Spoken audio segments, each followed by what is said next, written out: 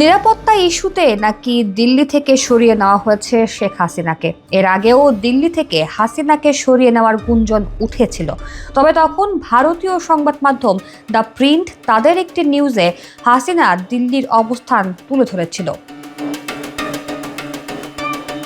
তাদের সেই প্রতিবেদনে বলা হয়েছিল, শেখ হাসিনা দিল্লির একটি বিশেষ এলাকার নিরাপত্তা বেষ্টিত একটি বাড়িতে অবস্থান করছেন।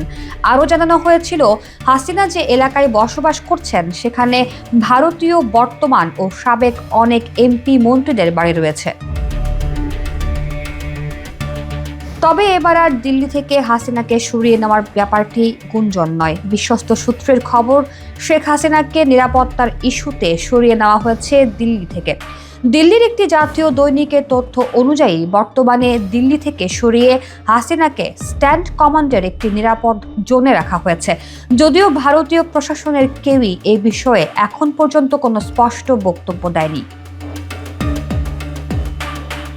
2024-এর গণ অভ্যুত্থানের পর ভারতে আশ্রয় নেন শেখ হাসিনা। তখন থেকেই ভারতেই অবস্থান করছেন সাবেক এই প্রধানমন্ত্রী। হাসিনাকে সাদরে গ্রহণও করে নেয় ভারত। বিশ্বের অনেক দেশই সেই সময় শেখ হাসিনাকে আশ্রয় দিতে মুখ ফিরিয়ে নিয়েছিল। ভারত শেখ হাসিনাকে কেবল জায়গায় দেয়নি, পাশাপাশি তার জন্য নিশ্চিত করেছে সাদা পোশাকের বিশেষ নিরাপত্তা বাহিনী।